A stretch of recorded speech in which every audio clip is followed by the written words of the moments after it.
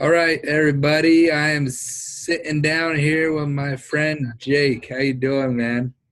Doing well, man. How are you, Nick? Doing good, man. I'm over here in Idaho, just grinding it out, trying to buy as much scrap as I can during these weird times. And Sure. Jake, you want to just introduce yourself and give us a quick little background on what you're doing? Okay. Yeah, sure. So my name is Jake Bronstein. I'm the owner of Merrillville Metal Recycling. About a year ago, I went out. I wrote a business plan, uh, went on a cap raise, and raised money for this venture. And while also doing that and kind of building out a business, we also built a site-specific build purposely for a recycling station in Hobart, Indiana. And so that's where we're at now. So it's sort of a weird time to launch a new business, especially that's commodities related in the midst of Corona. So just like you, Well, Nick. no one saw this coming, man. I mean, Yeah, January.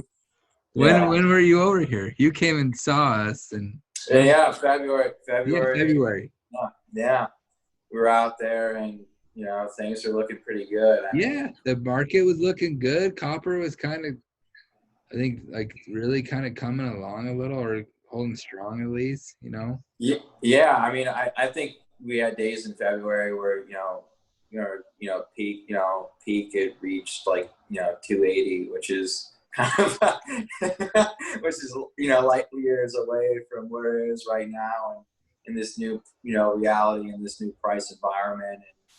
And I think a lot of us on the non-ferrous side had a lot of optimism going into the summer, being that Chinese import quotas were going to be relaxed. Yep, They were going to reclassify some scrap commodities as raw material, yep. which would help take some pounds out of the domestic Because it market. was getting classified as waste, and then Right, all exactly. And and so,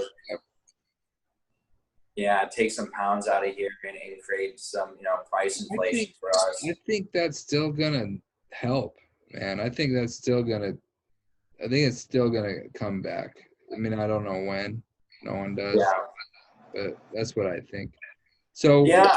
before I hit the record button on my computer, Uh, you said because I kind of was had to wait an extra 5-10 minutes, which is fine because you've been waiting all day for me because our internet was down. So I'll take waiting 5 or 10 minutes rather than yeah. 6 hours like you did for me.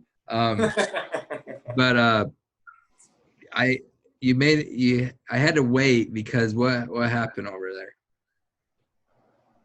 I'm sorry. Oh, yeah. So sorry. Yeah, We had a customer that came in Yeah, after hours, and we were just, customer comes first. So, I love it, um, man. I love waiting yeah, for I love waiting for that. And so you're already closed, but you let him in. yeah, yeah. I mean, he pulled up. He had a couple 100 pounds of rotors. Okay. It's the way I was taught in the business is that it doesn't really matter when they want to deliver or at what time. Customer always comes first. Yeah, you So gotta adjust, even though you're technically like closed. mhm. Man, like we're like any real true scrap guy is already always open for business. So Yeah, and that's right. And especially it's snowing here in Indiana. We got blanketed, so I see you're you wearing know a jacket. Yeah, it snowed, huh? yeah. So it snowed, and that's kind of like the approach that we take. Customer always comes first, so it doesn't matter that it's Friday and it's rush hour or whatever weekend plans there is. It's that's the bread and butter of our business is our customers. We need metal to come in to make money, and we want repeat customers and to have a great uh, customer service experience. And so, if, for example, that means me popping on the scale and also acting as the cashier. So be it. Good, man. I mean, that just goes so far with people. I mean, being willing to do that, not being like grouchy about it, not just like being a jerk about it.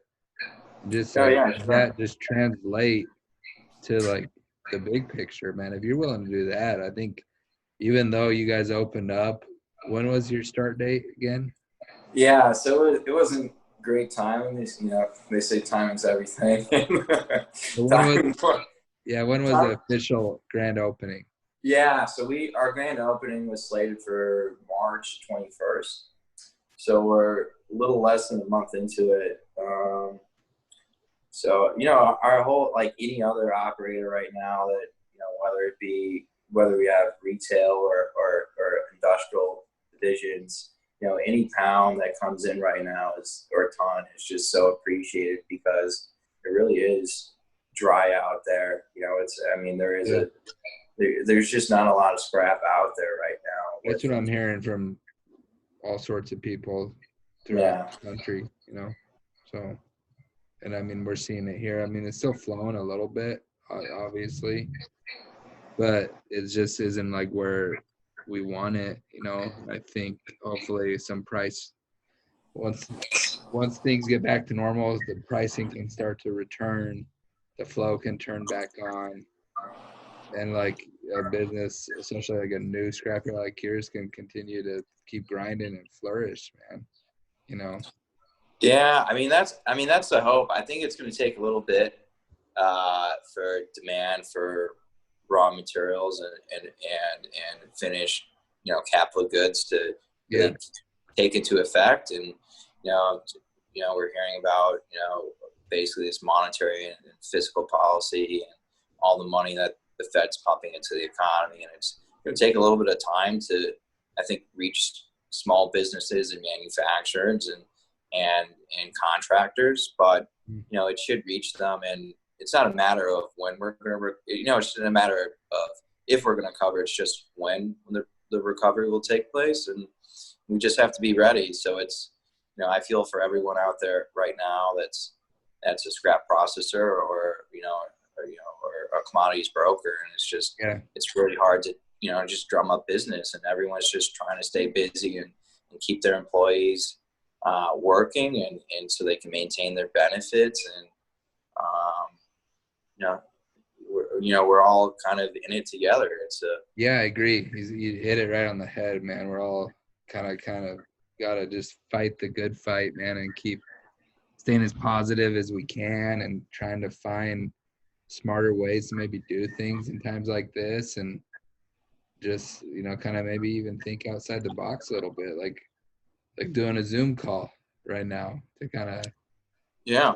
promote some positive vibes out there, man. So Yeah, no, absolutely. It's, you hit the nail on the head. It's just find alternatives, sources of income that, those growth pockets if you can. And if you have, trucking assets, maybe you're doing some outside hauling. If you have, niche processing equipment, maybe you're doing some toll processing work for other yards, or, various other manufacturers. And, we're all just trying to stay busy, and, we're doing things that weren't within our business plans when we sat down. But I think that's kind of scrap, right? We're kind of boundless, and things are different each day. So we'll see what comes. It's just, I think, about keeping an open mind and yep, perspective, and showing up. absolutely, man. Well, I'll wrap it up here. I'll put your guys' website in the post so we promote, and if anyone's in Indiana or in your area, like look him up, man. Great dude. He's willing to open the doors after hours for Thanks, man. 100 pounds of rotors. I mean, Yeah. I love it. Man. Yeah. I love I, that. I love that happened right before the phone call. It made my day almost. So, yeah. You know what? It's like I really am so grateful of, the customer base that we have, and the material that's flowing in. And, even though it's disheartening to see, like, flows and volumes be at, diminished levels and where they need to be at in terms of profitability, and especially being a new business. The customer, hopefully the way that you treat people, they'll remember that. and that's part of your brand, and Yeah. it's part of who we are. So Absolutely, man. Okay, man. We'll talk soon. Okay. thanks, Nick. All the best. Thanks, bud.